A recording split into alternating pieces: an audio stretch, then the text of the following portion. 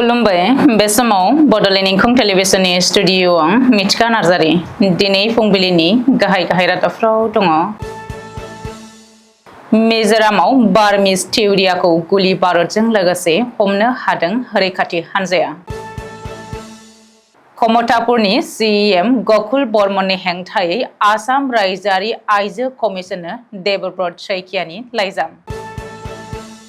आहमेदाबादाव सन्देहजों साब्रै आइसिस थिउरियाखौ पुलिसआ एरेस्ट खालामदों। आसामाव CUETनि गोनांथि गैथ'आ, फरायसाफ्रा कलेजाव एडमिशन लानो हागोन। इन्डिग' बिरखंआव मासनि बांसिन टिकेट होदों। दानिया फैदोनि आबुं रादाबाव।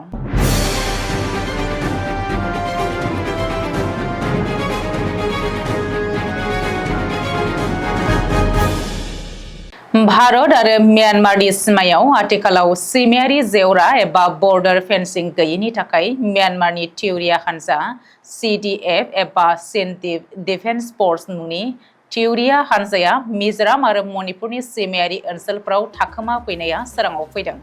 सनिबारखालि मिजोरामाव आसाम राइफल्सनि मोनसे हान्जाया जेब्ला सासे लाइमोनखौ सिग्रोमो अब्ला बिनिफ्राय माखासे गुलि बारुदखौ मोननो हादोंमोन। मख'नो गोनांदि म्यानमारनि CDF थिउरिया हान्जाया आथिखालाव म्यानमार आर्मिजों दावहा होगासिनो आरो थासारिया जेब्ला दुंहाव जायो अब्ला बिसोरो हादर नाङारि सिमा बारबोनानै मणिपुर एबा मिजोरामाव थाखोमा फैयो होननानै रैखाथि हान्जानि सुलुङाव फोरमायदों।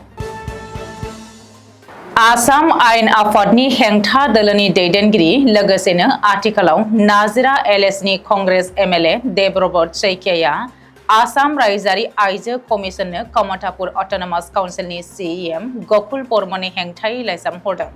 मानो होनोब्ला थांनाय 10 मे खालाराव बङाइगाव जिल्लानि बयथामारि ओनसोलनि आसाम पुलिस कनस्टेबलआव साख्रि मावनाय सासे आइजोखौ गोसो थोनानै मोनैनि गाज्रि गाग्लोबनायनि अजद सिखारदोंमोन। लोगोसेनो आइजो पुलिस कनस्टेबलआ डिब्रुगड़नि गंसे हस्पिटालाव देहानि फाहामथायबो लागासिनो दङ। आइजो कनस्टेबलआ गकुल बर्मननि हेंथायै अजद होसेयावबो आसाम पुलिसआ दासिमबो जेबो राहा लायाखै। बेनिखायनो बेनि सायाव नायबिजिरनानै कमतापुरनि CEM गकुल बर्मनखौ गोख्रों साजा होनांगौ होननानै दाबि खालामदों।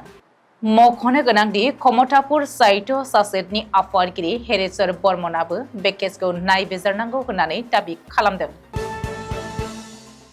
गुजरातनि आहमेदाबादाव ISIS एबा आइसिस थिउरिया हान्जाजों लोब्बा गोनां साब्रै सोद्रोमाखौ पुलिसआ सन्देहजों एरेस्ट खालामदों। गुजरात पुलिसनि ATS एबा एन्टि टेररिस्ट स्क्वाडआ समबारखालि आहमेदाबाद बिरखं गाथोनाव हमदों। साब्रैखौबो हमजानाय साब्रैबो श्रीलंकानिफ्राय फैदोंमोन।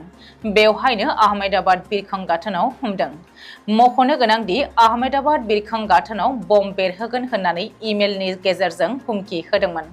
बेनि अनगायैबो भारतनि गोबां जायगायाव बमा बेरहोनानै गाग्लोबगोन होननानैबो हुमखि मोननायनि उनाव रायजो राजाया जोबोद गिनायजों दुंहाव थासारि फैनो लादोंमोन। मिरु सोरखारनि गोदान सोलोंथाइ खान्थि बायदियै कमन इउनिभार्सिटि एन्ट्रेन्स टेस्ट एबा CUET आव जायफोर फरायसाफोरा उथ्रिसारनो हायो बिसोरखौसो कलेज एबा फरायसालिमायाव एडमिशन होनाय जायो। नाथाय आथिखालाव आसाम सोरखारनि सोलोंथाइ बिफाना बेनि जेबो गोनांथि गैथ'आ होननानै मिथिहोदों।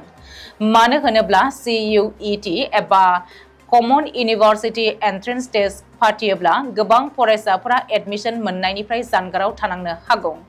बेनिखायनो आथिखालाव बे CUET आनजादखौ उथ्रिसार जाथारनांगौनि जेबो गोनांथि गैथ'आ।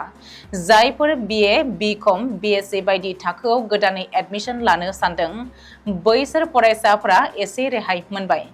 आसाम कलेज प्रिन्सिपाल काउन्सिलनि जेनेरेल सेक्रेटारि रन्जन कलिताया बे खौरांखौ होदों। मुम्बाइ वाराणसि इन्डिग' हान्थियारि बिरखंआव थाखानाय मासिनि बांसिन टिकेट होनानै जेंनायाव गोग्लैदों हान्थियारि आरो केबिन क्रिउआ। जाहोनाव मुम्बाइनि छत्रपति शिवाजी इन्टारनेशनेल बिरखं गाथोनाव गोजौआव बिरखांनाय 6E6543 इन्डिग' बिरखंआ गाहायाव फैनानै बाख्लायफिननांदों। आखिलेल चौबे मुंनि सासे हान्थियारिया जिरायनो मासि मोनैनि इन्डिग' बिरखंआव थानाय केबिन क्रिउखौ खावलायनानै ओंखारफिननो गोनां जायो।